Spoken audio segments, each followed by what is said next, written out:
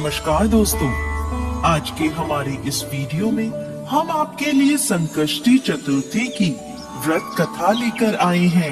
एक समय की बात है, किसी नगर में एक देवरानी और जेठानी रहती थी। जेठानी अमीर थी और देवरानी गरीब थी।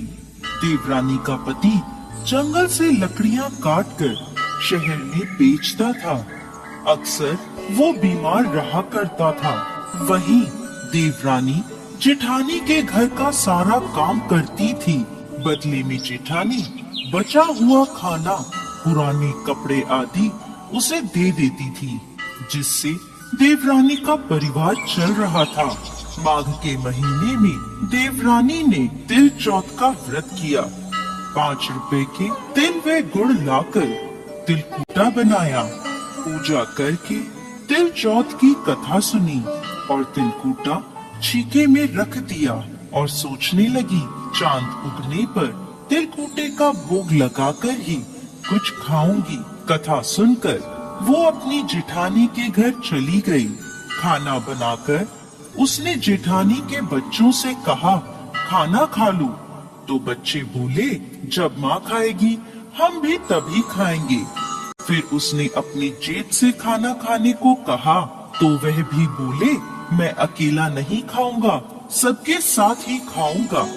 जेठानी ने देवरानी से कहा, आज तो घर में अभी तक किसी ने खाना नहीं खाया, मैं तुम्हें पहले खाना कैसे दे दूं? तुम कल सुबह जल्दी ही बचा हुआ खाना ले जाना। देवरानी के घर पति और बच्चे सभी आस लगाए बैठे थे कि आज तो त्योहार है, माँ आएगी तो पकवान आदि खाने को मिलेंगे। परंतु जब बच्चों को पता चला कि आज तो सूखी रोटी भी नहीं मिलेगी, तो बच्चे रोने लगे। उसके पति को बहुत गुस्सा आया।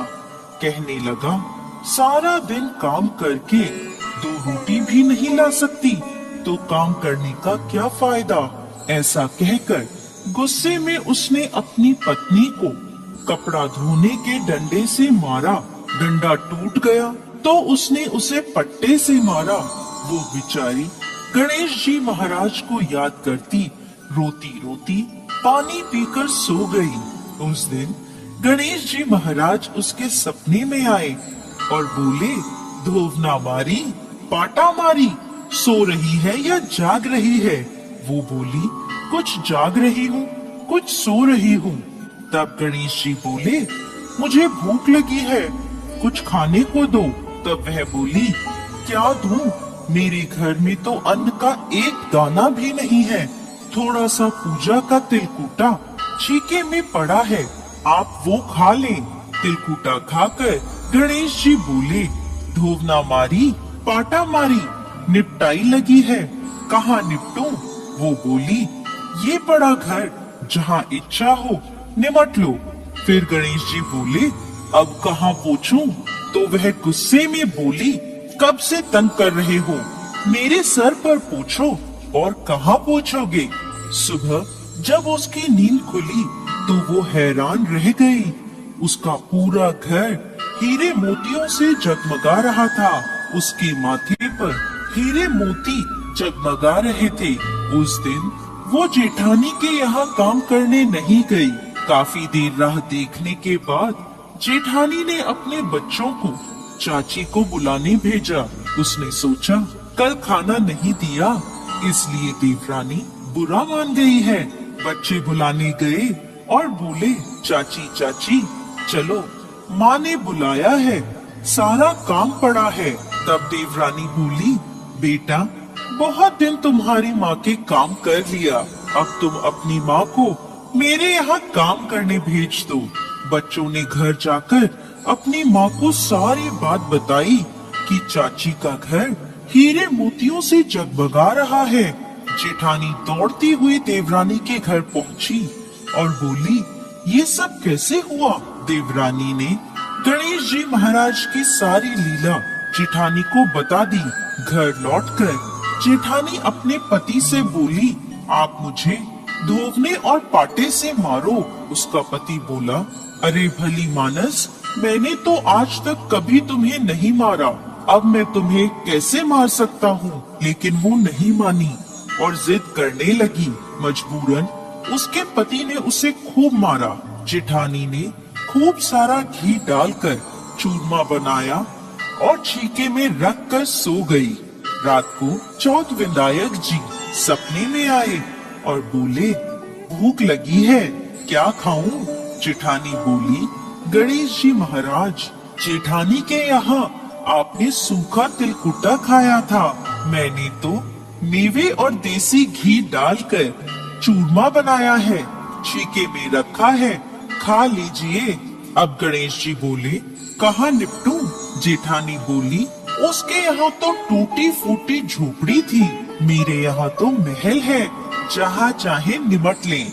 अब गणेश जी पूछते हैं, अब इसे कहाँ पूछूं? जेठानी बोली, उसका तो गंदा सा माथा था, मैंने तो चमेली का तेल लगाया है, मेरे माथे पर पूछिए। धन की लोभी जेठानी सुबह जल्दी ये सोचकर उठी कि उसका घर हीरे मोतियों से जगमगा रहा होगा, लेकिन देखा तो पूरे घर में गंदगी फैली थी, तेज बदबू आ रही थी, उसके सिर पर भी गंदगी लगी थी। वो बोली, हे गणेश जी महाराज, ये आपने क्या किया?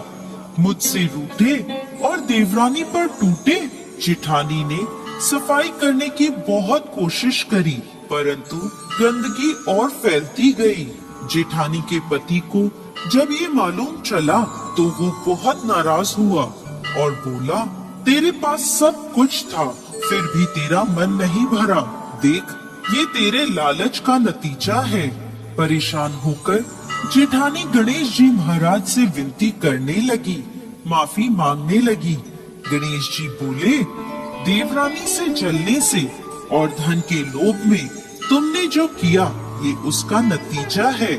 इस प्रकार जेठानी को सबक सिखाते हुए गणेश जी महाराज ने अपनी माया समेट ली। हे गणेश जी महाराज, जैसे देवरानी पर कृपा करी वैसे सब पर करना। कहानी कहने वाले, सुनने वाले और हुंकारा भरने वाले सब पर कृपा करना, और जेठानी को जैसी सजा दी वैसी किसी को मत देना।